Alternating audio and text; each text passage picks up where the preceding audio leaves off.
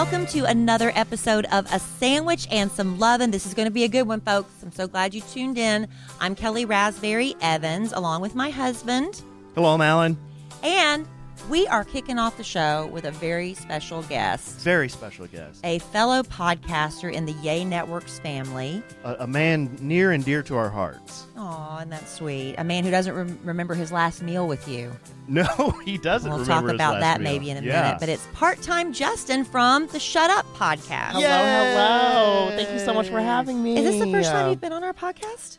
No, I went to when y'all had that live podcast going on at that That's right. restaurant. Oh, that's right. We did Yeah, that. that was fun. And we did do, over the holidays, we did you and Nick against me and Alan. Oh, we played the game. Played some game. Christmas Carol game. Christmas Carol That's game. it. Yes, So- we had you guys on our podcast. Yes, you've been very Yeah. supportive of A Sandwich and Some Lovin', and we are very supportive of Shut Up. Oh, We're all thank one you. big happy family, no competition. No competition, Except- not at all. You guys are except- killing it, yes, though. You guys yes. are definitely killing it. Yeah, we were killing it before y'all got a podcast. No, y'all are doing You great. led Yeah. the way, Justin. We did. You We sure guys got did. out there. We just went for it, and I think people are really liking it.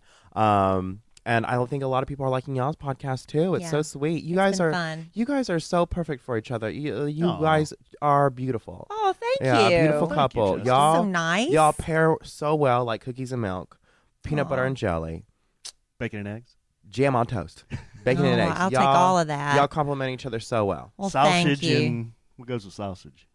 Mustard. Everything. Yeah. I love mustard on What sausage. doesn't go with sausage, right? Oh my god, It's like so ranch good. dressing. It Yes, goes with everything. It's delicious. Well, the reason we invited part-time Justin into, onto our podcast today is coming up in the show. We're going to tell you, first of all, how you can join us for a taping of A Sandwich and Some Lovin'. That'll be coming up in a little bit. It's happening this Sunday, Earth Day.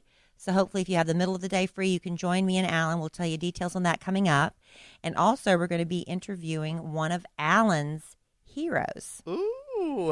Yes. Yeah, that was super exciting. Magician David Blaine. Yes. So stay tuned for that in just a minute. I've known about my husband's passion for magic since about date 3 or 4 when he whipped out the deck of cards while we were having a steak dinner, and I sat there mortified. Why are you mortified? Well, you just remember, mortified might be a bit harsh of a word. Yeah. But my arms were definitely crossed, and I'm sitting there with stink face looking at him like, what are you doing? I didn't sign up to date a magician, right? Imagine, Yeah, Justin, this really nice steak restaurant, and there were, it was full. I started doing magic. Imagine Kelly sitting there with her arms crossed. Her Stink face. Her body language, she was moved away from me, and then all the tables around me were watching. Oh, they were loving it. Oh my god. They were loving it. That's a lot of But he's pressure doing- on the third day. Yeah, Yeah. 3rd or Oh. 4th, and he's doing card tricks. I'm like, I was mad because I didn't want to look silly. You know, Yeah. it's like, how did you do that? Uh-huh. Tell me how you did it. And you know what he did? He told me how he did He the told tricks. you. Oh, I love that. And magicians never tell. Yeah. But I don't know why. Maybe he thought, well, I'm never going to see her again. Or maybe he was afraid, I'm blowing it with this woman and I just want to impress her. So I'm going to tell Yeah. her my magic secrets. Which Well, one was it, babe? It was you were acting genuinely mad. You were genuinely angry, and I know thought, how it well, works. good grief! I guess I'll tell you how I did it. Oh. Yeah. Did that make you happy? Yeah, I That like he told you? knowing. Yeah. Well, the thing about magic is this. You think you want to know. Mm. But then once you know, it's kind of spoils it. Yeah. And if you know how some basic magic is done, you can kind of figure out the way other magic's done. Not all of it. There's some magic that even Alan will look at and like, I don't know how you did that. Really? Oh yeah. But for Alan, sure. but a few basic rules are always the same with magic. It's the law of distraction. Mm-hmm. That's one of them. Misdirection. Misdirection. Misdirection. Look at this because I'm doing this. you Right. know? Yeah, Okay. that kind of thing. But anyway, the point I was making was Alan's passion was magic, which I knew about early on. But I just found out this week that you have a passion Yes. that you are now pursuing. Yes, I am. It's stand-up is so important to me. It's when I was younger, me and my family would sit around in the living room and watch stand-up, and it just brought us all close. I think the first stand-up comedian I really remember watching was George Lopez, and it was just like my parents would quote George Lopez lines to each other, you know, and it was cool. And I don't know what it was, but people have told me that I'm funny, and it's just like I'm funny. I love stand-up. Might as well do it. And so for the first time on this past Sunday, I did it. Oh my gosh! Yeah. Well, the adrenaline, the nerves, the doubts were all there too. Because here you are, trying to do you're going to attempt to do something you've been wanting to do. You're gonna make your dream a reality, and if it sucks, it's like in that defeat, do you want to continue to do it again? You know, it can really mess with your hopes and the outcome.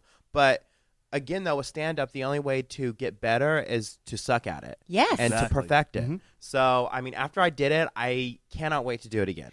Well, I'm so excited. We've interviewed comedians in the past, and we ask about their first stand-up performance. The majority say, I bombed. Yeah. Mm-hmm. There's every once in a while that rare one that kills it the first time, but then they go back the next week and they've lost Just it. dead. Yeah, so it's like it depends a lot on your crowd Mm-hmm. and your material too. But I think it's not just what jokes you're telling; it's how you deliver Yeah, them. a delivery is everything in It's comedy. everything. You know? And I realized going up there, I was like, it really doesn't matter what you say, just as long as the delivery's good and you're connecting with the audience. Right. That's what matters. Sometimes you could have a really good story, but no one's going to care unless you tell it in a way people are going to care. And the thing I found about audiences is they want you to succeed. Yes, they do. They're Yeah. cheering Yeah, they for don't want you to bomb. It doesn't feel good. No. Yeah, you get the random heckler, Uh-huh. which we played your first 5-minute performance back, and you didn't have any of that. You did have some people that were generous laughers. Generous laughers. And you had yes. sometimes they're like, nope, we're just not laughing. Yeah, definitely. So what's going through your head in those moments when you're not getting a laugh?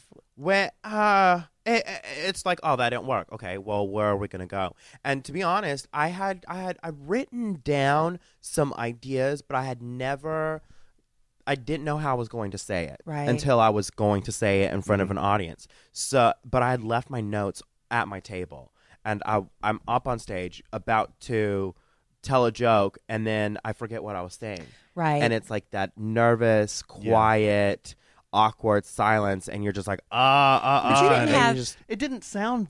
that It long always of a seems pause. longer to Okay. you, right? I But guess as I was so. listening, it didn't seem that long. No, it seemed like you just kept It was going. just a. Because a lot of times comedian will pause to let the audience laugh. It felt like you were pausing for the laugh and then moved on. That's what it sounded Oh, okay. like.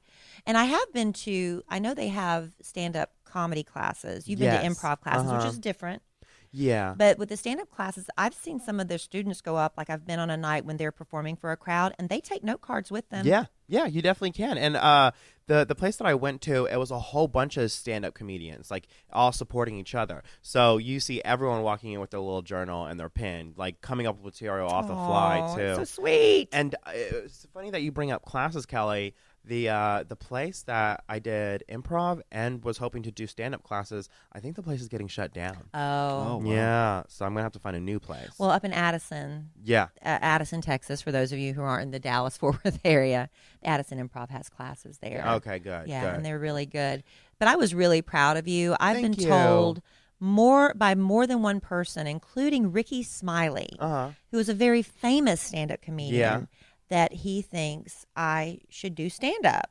Really? Yeah. But it's never been a dream of mine.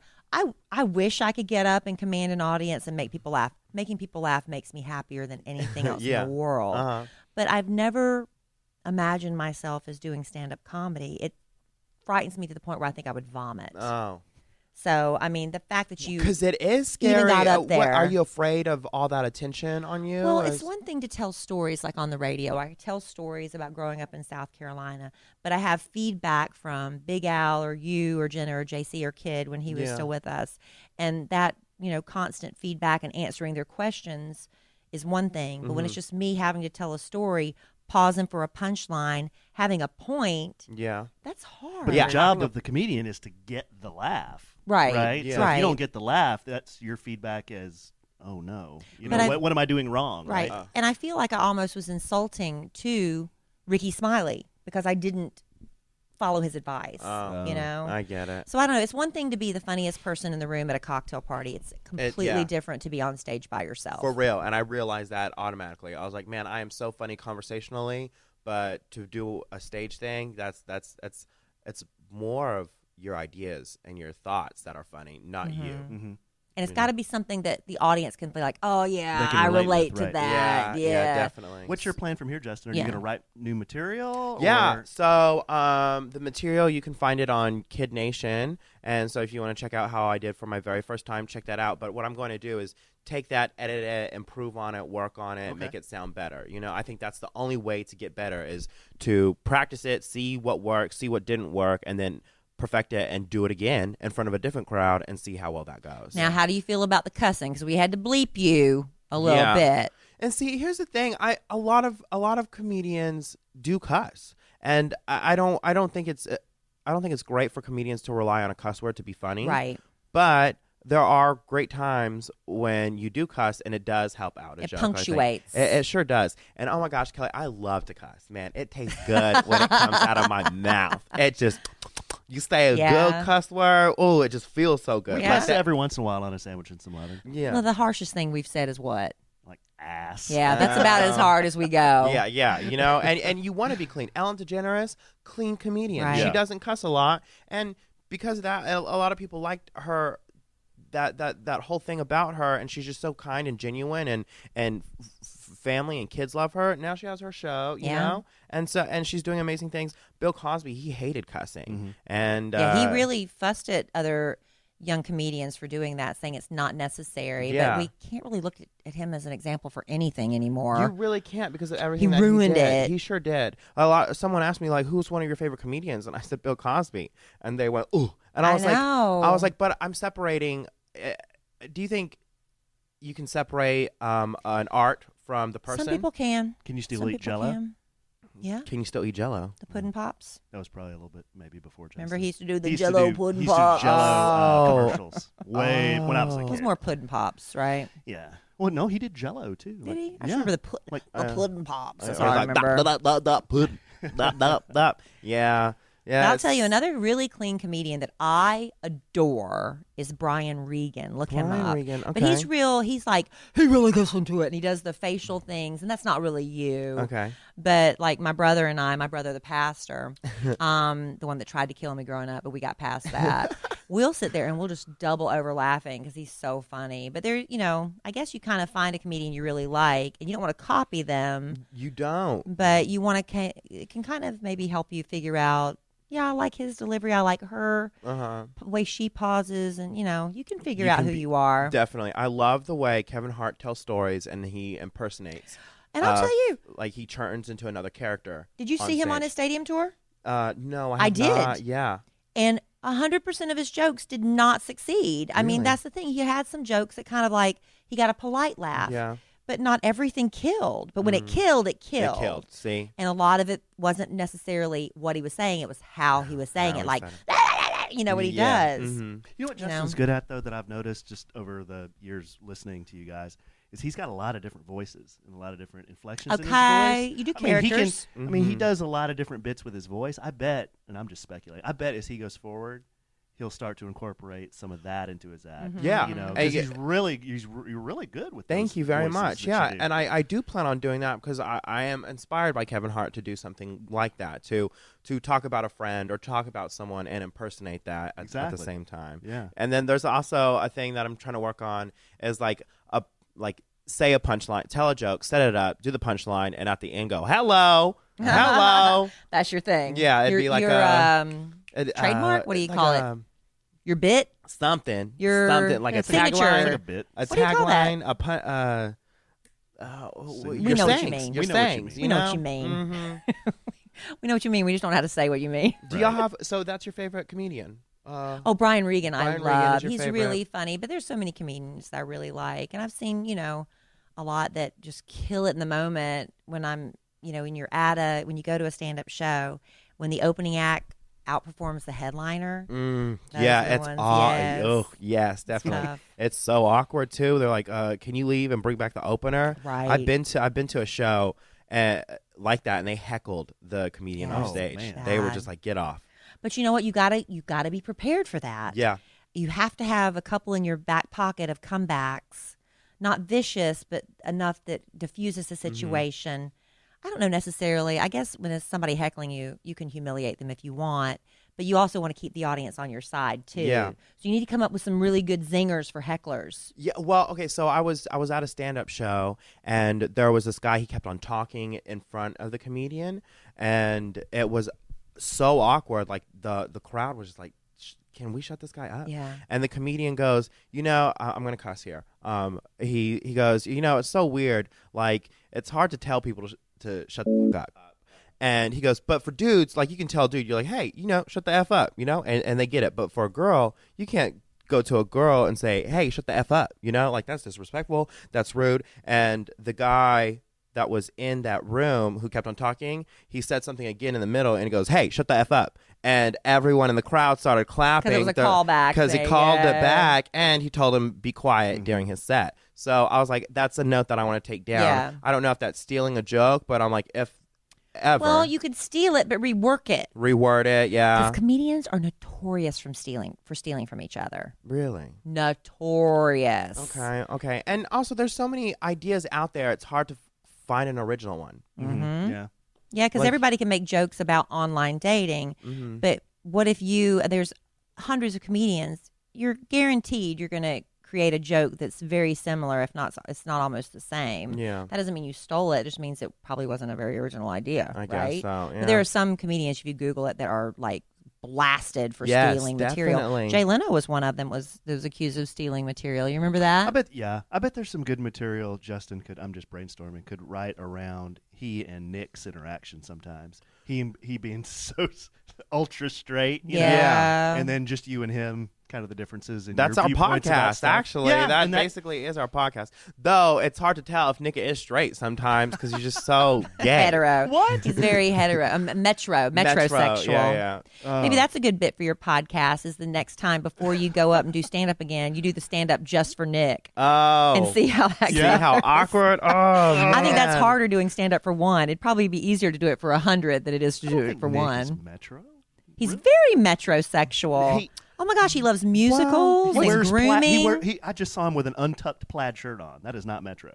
But he loves musicals. But he gets and that he's- shirt dry cleaned. Yeah, right.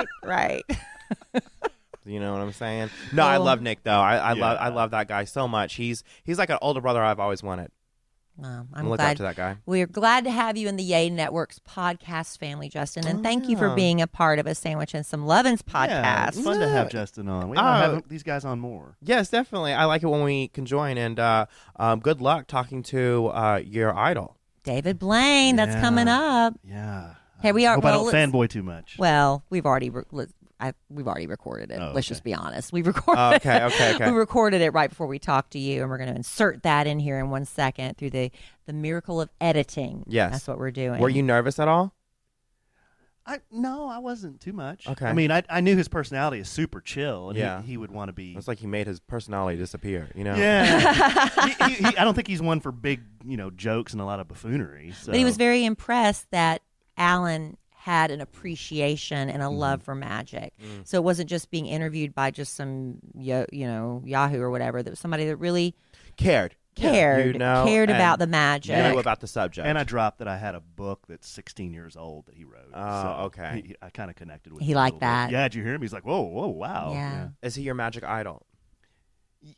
Definitely an influence. Okay, Yeah, I mean, yeah. he's one of 2 or 3 guys that I would look at and say they're the best. Yeah, they're wow. the best in the world. See, I was to switch that for stand-up, I love Chelsea Handler. Okay. And she's not the best stand-up comedian, but she is someone who's definitely got her success from stand-up and writing her books. I'm wearing her shirt right now, but I got to interview her for the show, for the Kid Kraddick Morning I Show. remember that, yeah. So nervous. Mhm. I butchered that interview. Like, it was awful. I would rather do stand-up than interview Chelsea Handler again. Really? But I was so nervous, too. But now you've gotten some more interviews under your belt, so you would do it better this time. Hopefully. Because you're great at interviewing. Thank you. You really Thank are. very You get much, people to yeah. open up. I suck at it. I'm horrible.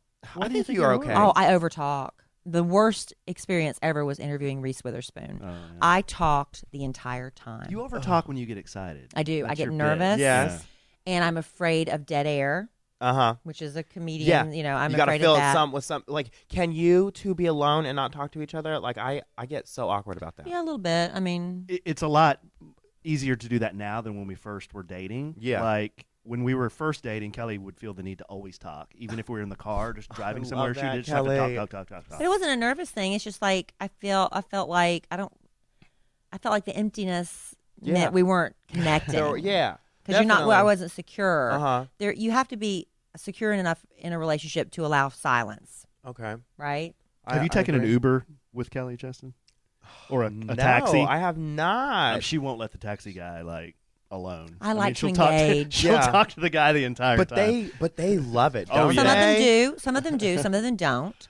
But I will find out. What else do you do? Is this your full-time job? How long have you been doing it? Have you had a good night so far? Yeah. Do you have any kids? And I'm like the whole time, and Alan's sitting there fuming. Fuming. Because he doesn't with that sour look on your face, like, here we go again. That's his Here look. we go Yeah. again. Yeah. Well, no, I agree. I'm the same way.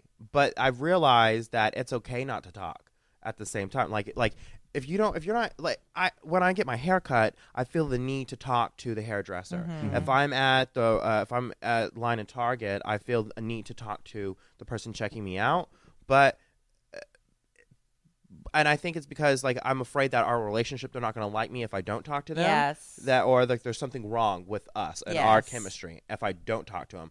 But I've come to find out is that no, if you don't talk, then there's nothing to worry about. People just don't want to be talked to sometimes, Right. you know? Well, the worst is when you don't feel like talking and your hairdresser or somebody insists on talking. That's the worst. It's like, I just want to sit here and close my eyes and get my hair cut, same. you know? Or someone invites someone new to a dinner party and you weren't ready to meet someone new. Right. It Getting changes to the know dynamic. someone is so much work. What do you do? Oh, that's interesting. You got to remember about finances and stuff and throw on some lingo. It's crazy. But thank you guys so much for having Thank you, me. Justin. You guys are so much fun. Oh, you're the sweetest. and And I really enjoyed your stand-up, and I'm Yeah, I did encouraging too, you to keep Justin. it up. It's hard Keep to it do. up. There are Thank you. A lot of similarities between that and magic, so I get it. Yeah. When I first started magic, Messed up so bad. Horrible. Yes. and you just keep plowing ahead. Oh. It's Well, entertainment. Well, let's get food soon, and this time This I'll time you remember, remember it? Yeah, definitely, because your party was crazy, girl. Aw, thank you, Justin. Thank you. Bye, Justin. Bye, sweetie. And while he is exiting the building, we're going to thank Stamps.com for being a part of this podcast. You know, these days you can practically get everything on demand, like our podcast. You can download it, listen whenever you want. Hopefully, you do Sandwiches and Lovin' marathons every now and again. Well, on demand means what, babe? You can get it wherever you want, whenever you want. So you want to do postage at your desk 24/7, then you do that with Stamps.com. That's when it's right. convenient for you. You can buy and print official U.S. postage for any letter, any package using your own computer and printer. And the beauty of it is the mail carrier just picks it up. It saves you a lot of time. And when you're a small business owner, time is money. Here's what you do. Click, print, mail. I mean, I can do that. Yeah, it could not be easier. You Anybody literally can could. do that. Well, right now, if you use the code SANDWICH at Stamps.com, you get a special offer. You want to tell them about it, honey? Special offer includes up to $55 of free postage, a digital scale, and a 4-week trial. So don't wait. Go to Stamps.com. Before you do anything else, click on the radio microphone at the top of the homepage and type in sandwich. That's Stamps.com. Enter sandwich to get that special offer, which I love. Thank you, Stamps.com. And thank you again to Part-Time Justin. Well, now it's time for the David Blaine interview. That's me sort of singing it. 'Cause I'm so excited for you. Yeah. I'm just confused whether or not we've actually done it or not done it. We have already done it. We're not going to try to fool you into thinking we're doing it right now. No, So, we did it a little while ago. Yes, this whole week's crazy for the podcast. Yeah, Normally we yeah. record it live on Facebook Wednesday nights, but I'm traveling for work this week, and we had the opportunity to interview David Blaine. To do that, you had to come into my work studio. Just a lot of moving parts this week. So we're a little bit off schedule, our normal routine. But it was really exciting to talk to David Blaine. I was happy for you. It was very exciting. I mean, think about just anyone at the top of their game in any profession. I mean, so David Blaine would be like Tom Brady is in football. I mean, he is looked at as the best magician in the world. Mm-hmm. So, I've been around magicians before and a lot of really good magicians, but David Blaine is up here and way up here. Yeah, and there was there was things I wanted to ask him about because he's not just about magic. He sets world records for his endurance. You know how he Yeah. locks himself in ice chambers and is underwater and stuff. And he held several world records, which have been broken according to Wikipedia. But I didn't want to ask him about that. And really, we didn't have time to get into all of it. Yeah, if you just do a little research on him, one time he held his breath for 17 minutes on Oprah. Yeah. I mean, try holding your breath for a minute. I think to prepare for that, he breathed nothing but pure oxygen for a long time, and then did it. But then that record was broken. Did you see that on Yeah. Wikipedia? Yeah, but he's done a lot of those endurance stunts. Things. Because one of his influences was Houdini, Mm-hmm. who did a lot of those kind of endurance things that make you really scared. Like, is he going to get out of this? Like, what's going to happen? He did the bit where he was in an ice chamber in Times Square. Mm-hmm. He did a stunt with Donald Trump. Did you see that? Yeah. When he wasn't president, obviously, he was just in New York City. 2008. The upside down man or something they called that. He stood on the top of that pedestal. It was 100 feet tall and it was 22 inches wide. Mm-hmm. And he stood at the top of that thing for 7 days. Think about that. Yeah. I mean, he didn't have anything. Yeah, and there. the cramping and the mental games you're playing with yourself. It's really interesting. So we didn't get to ask him about any of that, but here's what we did get to talk to David Blaine about on A Sandwich and Some Lovin'. Hey, how's it going? Hi, David Blaine. Hey, Kelly, how are you? Hi, David. Yes, good morning. I'm Kellie, my husband, Alan. Hey, David. We are so excited to talk to you, especially because my husband, we're still newlyweds.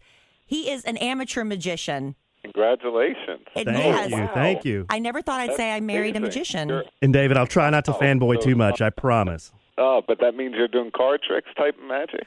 Exactly what you do. Close-up stuff. That's my passion, and I love what you do. I'm telling you what. I'm so excited to talk to you right now. It's awesome. Oh, very cool. Yeah. You're the first guy I've spoken to for any of the interviews that's actually a magician, so it's great. Yeah, Oh, he broke good. it out. He waited about 3 or 4 dates in. We met on Bumble, a dating app, but he didn't reveal to me So right he's out. he's also very smart. That's right. That's right. But he didn't reveal to me until like 3 or 4 dates in. He just pulled out a deck of cards at dinner, and immediately I crossed my arms. I'm like, what is going on? It kind of turned me off at first because that's kind of a freaky thing to introduce into a new relationship, don't you think? It's also a problem I battle every day, which is like, oh God, I'm an adult walking around with a deck of cards doing tricks. But ultimately, it's like you have to look at it as kind of like, comedians do things that are funny, magicians do things that are bizarre, and it all works out in the long run. Now, what's the difference? When we were reading your bio, it said you're a magician and an illusionist. They're two different things? Yeah, I don't think I'm really so much of an illusionist necessarily. I think illusionist is more classified as people that do those big illusions on stage and stuff like that. But I think I do, what your husband does, which is sleight of hand and close-up magic combined with feats of endurance that I guess now make for the live tour, which is me combining every night doing things that are real with magic, which gets the best reactions from the audience, and they're brought up on stage. So it's a very interactive show, but it's also, you're not watching it saying, oh, I know how, it's more like, whoa, that's crazy. So I kind of like that reaction. Yeah, so that's why I push myself to do these. It's the David Blaine live tour, which kicks off in just a couple more weeks, May 6th, right? Yep. And you're traveling around all over to the place, including to our city of Dallas.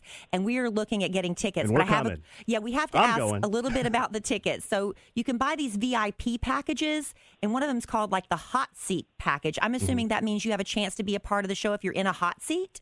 I think what happens is you're in the first couple of rows. So when I'm weak from doing all these things to myself night after night and throughout the show, as I start tossing objects in the audience for people to catch, I guess it's more towards the front as opposed to all the way in the back. So, there is a combination of me interacting with everybody. But, yeah, the hot seats, I guess, are more frequently going to be hit than further away just based on objects being tossed into the audience. All right, baby, we're getting the hot seat package. I'm getting the hot seat package. That's what we're doing. David, how does the close-up magic that you've done over the years, starting way back with your NBC TV special, Street Magic, how does that translate onto the big stage?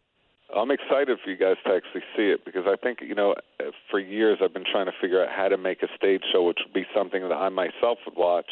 And the things that I like to watch are really not so much the illusion shows. I like the idea of people doing things that are actually real, that are believable, that I know anything could go wrong, but yet they still don't make any sense. So they seem like magic, but they're actually real. So putting those things up on the stage and having the audience respond and react to things that the larger audience is seeing, I think is a pretty unusual concept for a magic show. And I guess Houdini used to put himself at risk every night. He would hold his breath and eventually collapse backstage and died. Hopefully that isn't going to happen to me. Oh. No, But hope there not. is that element of anything is possible and anything can happen. But not death, David. Let's try not to do that. Let's hope I don't. Yeah, I hope I don't die, and I train really hard to practice and prepare. But the show is a physical monster. It's an endurance stunt unto itself. The idea of being able to do it back to back, night after night, meaning every single day of a show I can't eat because I do something called the human aquarium, where I put a gallon of water into my stomach, and then the human fire hydrant, where I light up a fire on the stage and then put it out with a gallon of water that's in my stomach. I do the thing that I used to, on my TV show I'd done a Ricky Gervais and Kanye West, where I have the audience push a skewer through my body, through my hand, or through my arm, or whatever it is. So it's night after night, all these things that anything could go wrong, but at the same time, the reaction to them is really incredible because it hits those same notes of what I'm looking for when I make television, but it's on a stage for everybody. Well, my husband, Alan, has 3 children, and out of 3 children, only one, the youngest at 5, is showing an interest in magic. Yeah, he's getting pretty good, actually. Yeah, and now I did my research on you, David, and Wikipedia says that you fell in love with magic about that same age. You were about 4 or 5. Is that when you started actually trying to learn magic? That's when I started loving and learning magic. Yeah, and magic is incredible because what it does is it's basically science.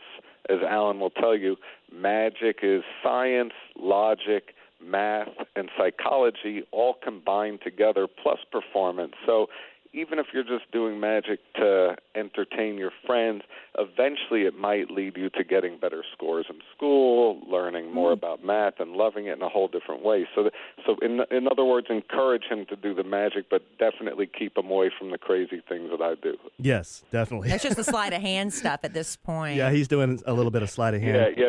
Don't show him the insane things. Show him the fun card stuff. I'll keep ice picks away from him. Hey, David, in your book, Mysterious Stranger, I have that book, of course, and thanks for sharing. Oh, wow. Yeah. He's a true fan. I'm a fan. Thanks for sharing the over the phone card trick. That's a killer. But when you were growing up, what were some of your amazing. Yeah. Yeah, it is. What were some of your influences or some of your go-to resources to learn? Back then we didn't have the internet and YouTube, so it was books on magic. So it was, the guys like Harry Lorraine, Paul Harris, now Juan Tamariz, and what's nice about when you learn from books is you have to come up with your own presentation. So you kind of take an idea and then you convert it into your own, then you add or subtract what makes it your own personal piece of magic, and then when you perform it, there's no preconceived notion of how you should do it. So that's what I liked about learning that way. It's like now the kids, they have so much easy access to things. And by the way, the good secrets are never online. So like the good secrets are pretty well guarded, and they're in books that you have to really sift carefully through to get. But that is the best way to get into magic, I think, is just doing the research, studying, and then putting yourself out there and doing it repetitiously, failing, practicing, failing, practicing, failing, and eventually it starts to work. Yeah, about how many hours would you say, on average, you have to put into a trick to get it right, where you can present it flawlessly? I don't think it ever becomes that. Yeah. So I think you never get it right. So it's always a work in progress. Well, Alan you have a whole collection which is of these. Which is why I always love doing magic at any time to as many people as I can, because it's always like I'm constantly learning. Even right now on the phone with you guys, I'm sitting here as Alan can probably hear shuffling cards, and I'm sure when he hears it, so cool. And that's how you can identify magicians sometimes, is when they see one guy shuffling cards, suddenly their hands start to move and they start to reach for their own decks of cards. So there's also like a digital fixation to magic, which is like a constant need to perfect the ability to manipulate objects with your fingers in a way that it wouldn't be normally imagined possible. Yeah, I never had a stress ball at work, David. I always had a deck of cards. That was my stress ball. So I know exactly what you're talking about. Yeah, I'm with you. He always has a deck of cards and a fake thumb. I wake up with a deck of cards stuck on my face. I'm pulling cards off my face very often, including last night. So, you've been performing your whole life, and you've performed for celebrities and entertainers, world leaders. What is it about what you do that keeps you going. I mean, especially now you're tackling this big tour. I mean, it's just I got lucky that I found the passion at such an early age and just kept with it. So, it's kind of like the one thing that I've always done. And then there's no end. It's like constant learning because there's so many different things that are out there. And my theory is if one thing is done by one person, it can be done by another. So when I see somebody push themselves and do something that I think isn't possible but looks like magic, I say, oh, how could I learn something like that and then convert it into a magic performance? So, it's a constant, like, you're never trying to be good.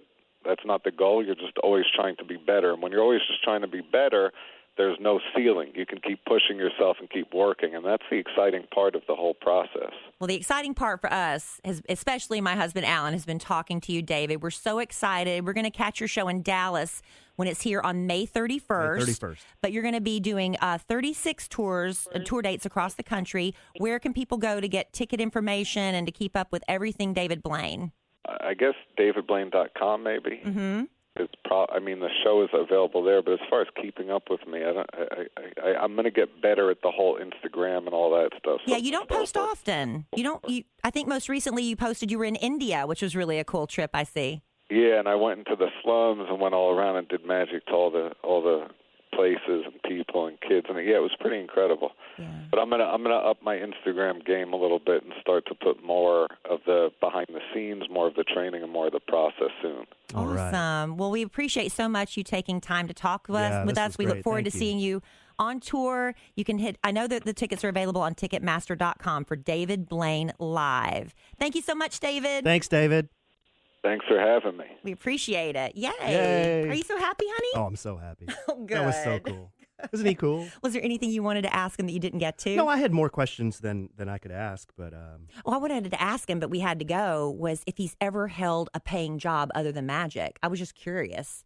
Because, no, I don't think he has. He's been always performing done since this. he's a teenager. This is crazy. He's performed for presidents. I know. I mean, world leaders, every celebrity you can think of. I know. I love his TV specials, which you can still find on YouTube if you want to see some of the magic he's done for people like Will Smith and Jamie Foxx. Very cool. So David Blaine Live, if you want to join me and Alan, we're going to be there May 31st in get Dallas. Those tickets today. I know, we're doing it. Yeah. Get that VIP package. Really?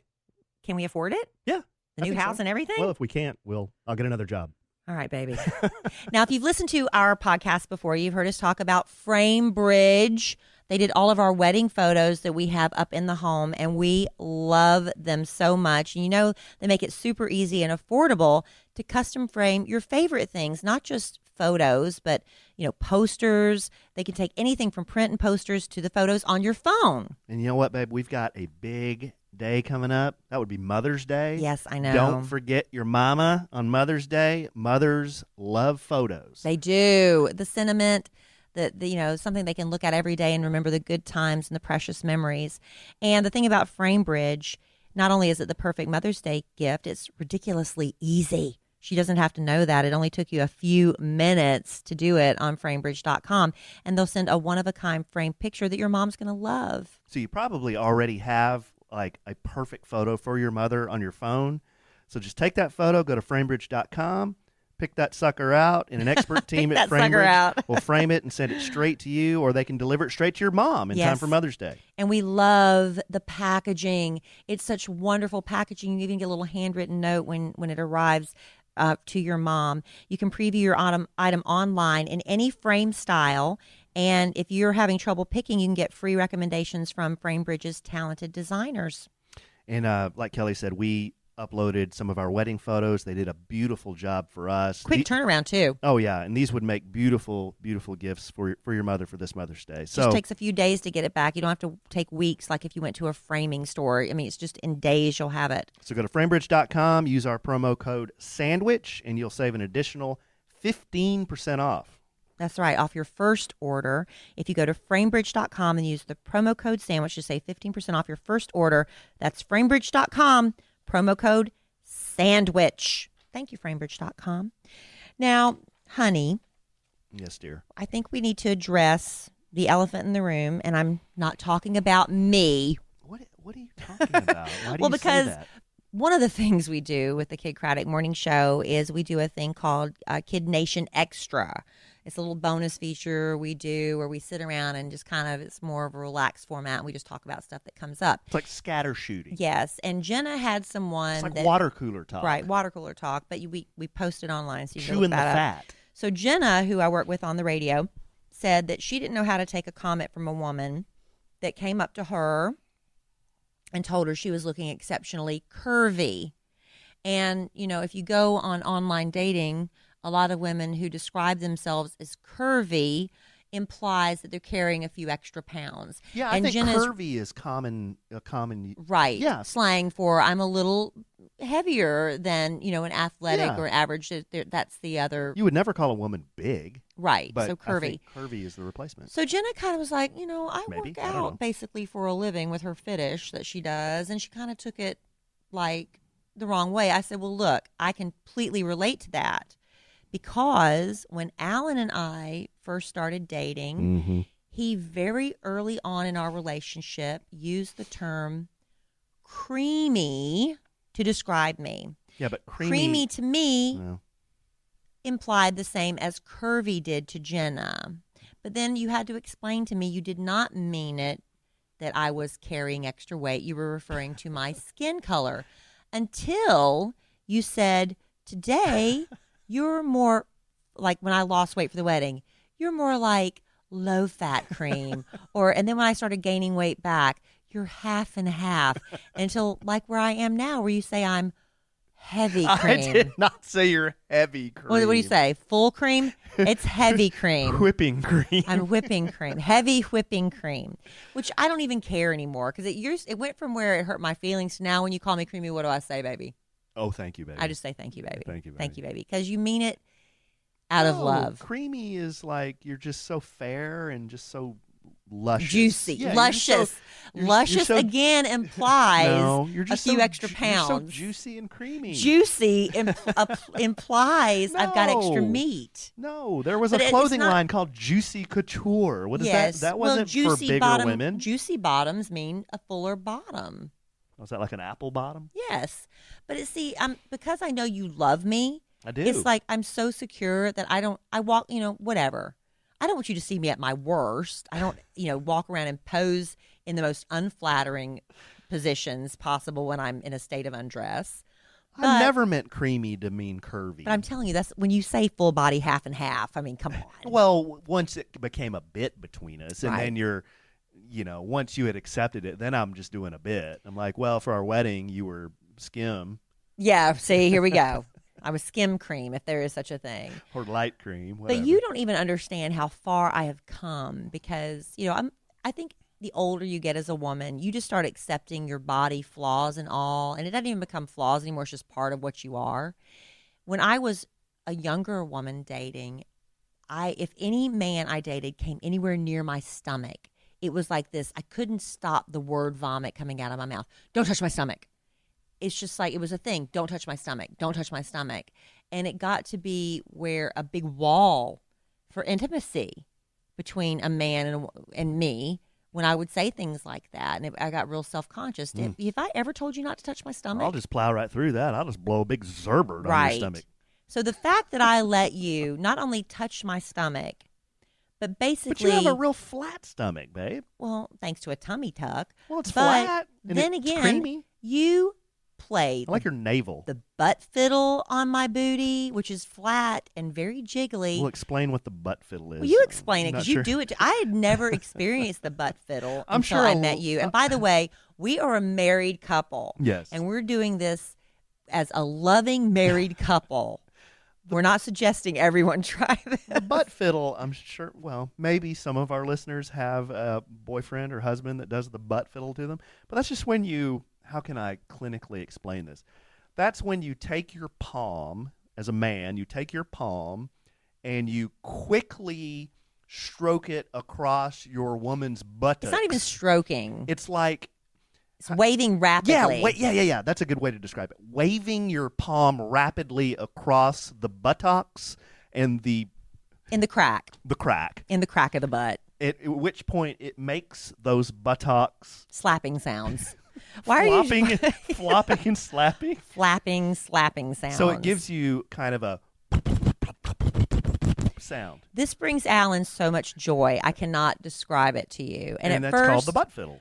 I would resist the butt fiddle at first, but now it's sort of like I accept my fate. And when he comes at me to do it, I just kind of slump my shoulders. You just give up. It's a give up position. It's like turning a shark upside down. You and just give up. I just stand there until he's done. Right.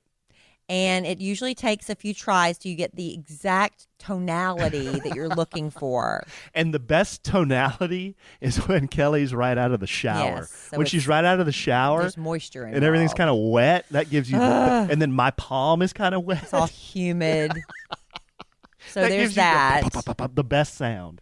Oh my goodness. And then the fact that if I'm, Is this changing, the most ridiculous conversation we've ever had? But this is real, people. This is real. Oh, so real. But the fact that I'm so proud of myself, honestly, it just shows how far I've come as a woman in this skin that I've been given. I could probably do a little better with the body God gave me, but it is what it is at this moment in time.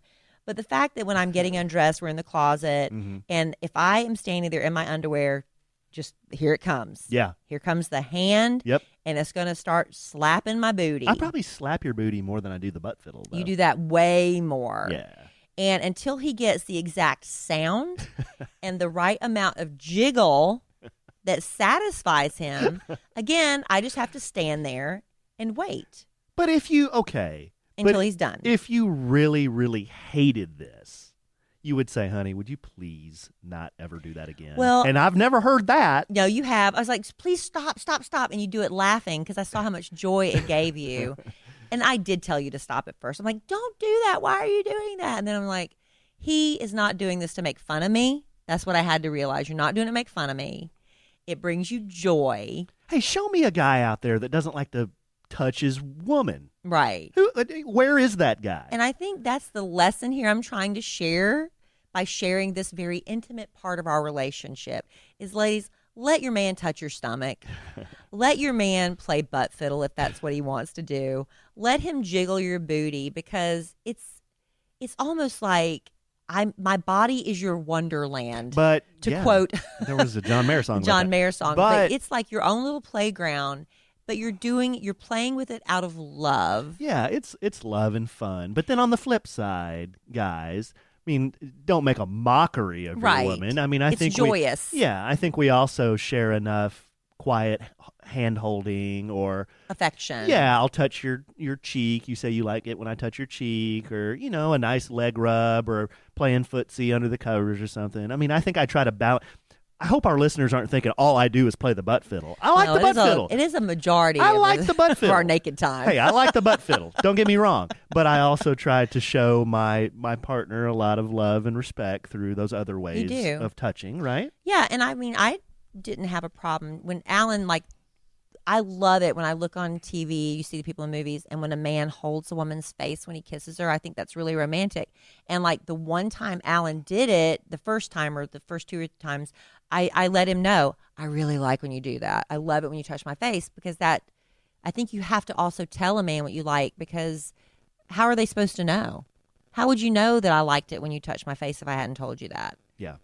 So there's things you have to share, and it doesn't have to be, you don't have to give him a list. This is what I like. This is what I don't like. You don't have to spell it out, but you can tell him things in the moment in a sweet way. Like, I really like it when you do that, You know what else I think works for Kellie and I is we're both touchy.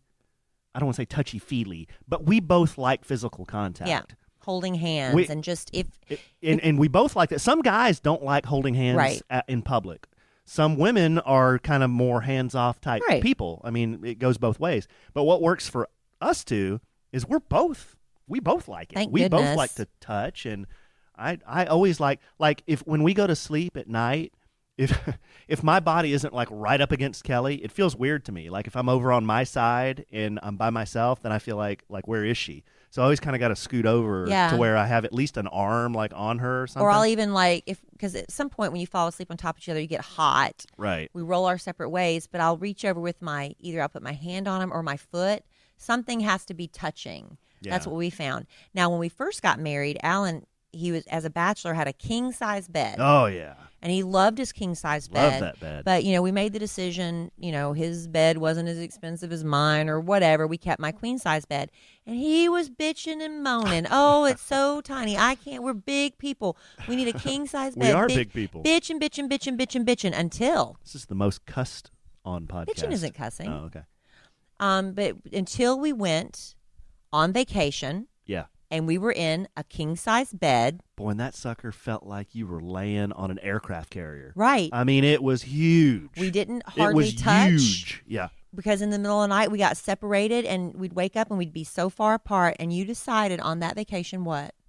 Well, then after Kellie told me, I told her, gosh, this bed's so big, I can't even feel you on the other side. And she goes, well, don't you know that more relationships are destroyed because the couple has a king-size bed or something? And I'm like, what? Really? I don't know that they've done research on that, but haven't you heard that relationships end after the couple got a king-size bed? I had not heard that until you told me that. It does make a natural physical distance. No, I had never heard that until you told me that. Well, and then you found out that's the truth. And so you went from saying, I want a king-size bed to, I don't want to ever get out of a queen. Let's keep that queen. Now, when we get older and we're crankier. Yeah. And we're hot all the time, yeah. that might change. Yeah. But now we're in the queen. We are big people, and we need a lot of room, but a queen has enough. I'm 6'1", about 200 pounds. Kellie's 5'9", so we're not. Oh, you're not going to share my weight, babe? I don't know your weight. And even if I knew it, I wouldn't say it. So, yeah, I like our queen because it gives us more touching opportunity. That's the whole point of sharing that story. Yeah, maybe it is TMI. Maybe we shouldn't have shared all that. But I just want women to be more. But I'll tell you, the fact that I let Alan do those things, at first it was hard for me and I was squeamish. I'm like, oh, I don't want him to feel my jiggly parts and there's some stretch marks there.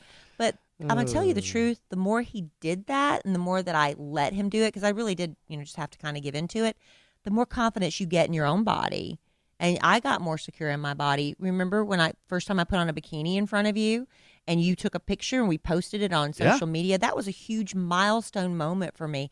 And women who have never had body issues and they grew up wearing bikinis into their 20s, 30s, 40s, 50s, and beyond, the fact that I even put on a bikini and went out in public was a huge thing for me to conquer. Yeah. The fact that I put on one and let you take a picture of me was a huge thing to conquer, and then to post it was a huge thing. So here's the deal. It's all about body confidence, but when you're with somebody who loves you and celebrates your body and can make music out of your butt cheeks, that gives you confidence. I make sweet music. But here's kind of the bottom line. Here's how I would sum this up. Men are very visual. Men love looking at women's bodies. Men love looking at women. Men love to touch. So I like touching and looking at my woman. I mean, that's the bottom line. That's just how guys are wired. Well, I love you loving and touching me, honey. Well, isn't that a... Loving and touching and squeezing. Loving and touching that's and squeezing. A real old that's Journey a song. That's going way back. Whoa. But, that's what we wanted to share about that. And, the way Alan and I met, and we talk about it a lot, if you've given up hope, if you're thinking there's, I've tried online dating before and it hasn't worked, I go to the grocery store. I try to hang out in the bookstores. There's nobody available for me. It's not true. There is someone waiting for you, and you just haven't used the right tools. And we've got a great tool for you to meet the right person. And that tool is? A tool is eHarmony. eHarmony. Because online dating works. So that's the encouragement we want to give to you as a couple who found love. We've been very open about how we found love with online dating, but I know a lot of people are listening like, I've tried online dating before. It didn't work for me. All we got were lazy text messages. I did a lot of dead-end conversations that never ended up in actual dates, and the matches were so random. But that's because you weren't using the right online dating tool. And Alan and I want to suggest you give it another try, and you try eHarmony. You should hear some of the testimonies that people have that have tried and found success with eHarmony. Like Lisa and Mark. We never thought we'd be able to meet somebody online that was so compatible, and we're so grateful that we were able to find each other. Bruce and Lori say, don't settle for anything less, and you two will meet the one who will complete your life. And Jason and Anna, obviously eHarmony knows what they're doing. When it's love, there's just no stopping it. We are singing the praises of eHarmony right now. Yes, because eHarmony, they take steps that other dating sites don't to find you that compatible match. eHarmony is built to help you find lasting, meaningful relationships. It's not a shallow hookup site. They've helped over 1 million people, babe, find their perfect match. They use decades of science, data, and physiological and psychological research to help you find the right matches. Easy for you to say. Physiological is a hard word to say. Yes. But eHarmony, you know what they do? They bring compatible people together. And the number one most trusted dating site, that's eHarmony. And right now you can try it a month free. What? If you go to eHarmony and sign up for a 3-month subscription. Enter that's our a great code value. SANDWICH at checkout. That's right. So go to eHarmony.com, enter our code SANDWICH at checkout, and you get a month free when you sign up for that 3-month subscription. Thank you, eHarmony. And we hope a lot of you, if you do find success and you find love online, share your stories with us. We want to be able to share them with others and inspire hope, because that's what we're about. We're helping people find love when they've given up hope. Don't. No, don't give up. Now, Alan and I are very excited because we have something very special that we are doing this coming Sunday. Hopefully you're hearing this podcast in plenty of time, because this coming Sunday, April 22nd, is Earth Day. If you're listening to it past April 22nd, sorry about you, because you're not going to know about this very special event we have coming up. Yeah, on Earth Day, babe, we're going to be recording the podcast on location at a place called Outdoor Voices. Now, this is at 4539 Travis Street in Dallas. Zip code is 75205. We'll be there from 11 a.m. to 2 p.m. Right. We're going to be hanging out at Outdoor Voices in Dallas. They have several stores around the Texas area, but this is the one in Dallas. And we're there with a great service we just found called Gardenuity. Yeah. If you followed my Instagram stories, Mine too. You saw, well, yeah, yours too. But on mine, you saw me, who's never planted a thing out in the garden in her life, any kind of vegetable. I've always wanted to do that. My daughter, Emma Kellie's always wanted to have a garden. I was like, I don't know how to do it. I'm going to plant something that's going to die. I don't know what grows in this climate for success. That's the beauty of Gardenuity. Gardenuity. So what would be the opposite? On the color wheel, you have one side it's green. What's the opposite color on the color wheel? Red? Death. Or orange? Because that's what everything I planted That's would your be. thumb. Yeah. You know what? Not so far with Gardenuity plants. You planted, what'd you plant? I planted some pepper plants, I think they're jalapeno pepper plants, and then some tomato plants so we can make some salsa. Yeah. Right? And they But had you had every a little kit, right? Yeah, it was a kit that they shipped to you with step-by-step instructions. And honestly, I was intimidated. I was like, I can't do it. I wanted to wait and do it with Alan, but Alan had some scheduling things. I was like, I need to get these things planted, because you can't just leave them sitting in your garage for a week. You have to get it done when they're delivered. So I just said, I'm going to do it. I'm going to bite the bullet and do it. I was so skeptical, but by the end of the process, I'm like, that was nothing. That was so easy.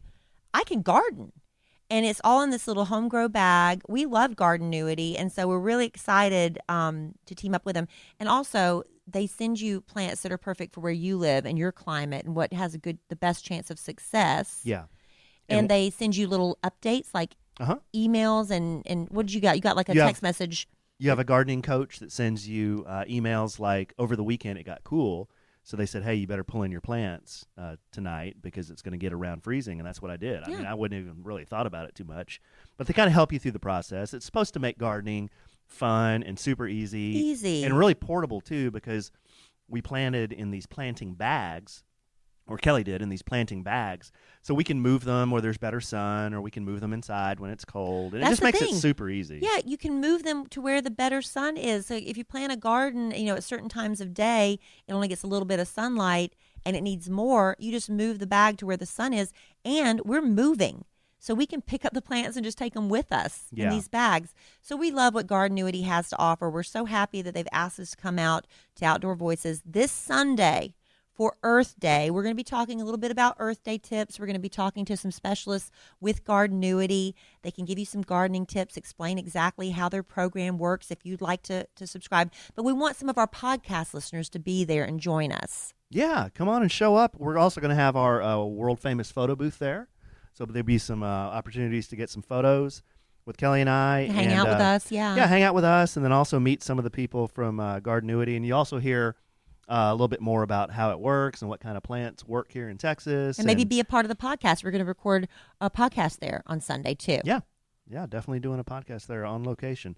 So again, this is Sunday afternoon from 11 a.m. to 2 p.m., and it's 4539 Travis Street in Dallas, Texas, 75205. It's at Outdoor Voices. Okay. Hey, I give you have that zip code. Hey, I give them everything, babe. You're very thorough. Hey, we've got podcast listeners that come to our events from other states. And they need that zip code. Well, Sam from New Zealand might want to come to this thing. Come on, Sam. He needs the zip code. So we're going to have all this posted on our social media, too, because we want to, hey, we don't want to be out there just talking to ourselves. No, we want to, our podcast we listeners. do that enough. We want to try to do more events where we can get out and meet you. And, when you show up, businesses will see, hey, this is fun. We want to have more events like this for the Sandwiches and Lovin' podcast listeners. So the more we do, the more we'll get. And we want to meet you and see you and hang out with you and have fun with you this coming Sunday. That's right, babe. Good? That's a good way to say it. Good? We done? We wrapping up another Sandwiches and Lovin' podcast? Boy, I tell you what. David Blaine, Justin from Shut Up Podcast, Gardenuity, and butt fiddling. and Butt Fiddle Talk. I mean, that is a podcast. This is a lot. That is a lot. And thank y'all for hanging with us to the end. Thank you for hanging with us to the end. And we'll hopefully be hanging with you this coming Sunday. So from the Kid Kraddick Morning Show studio in Las Colinas, Texas. What's the zip code? No, I'm just kidding. 75039. 75039. Yes. In the immoral words of the great Keanu Reeves, life is good when you have a good sandwich.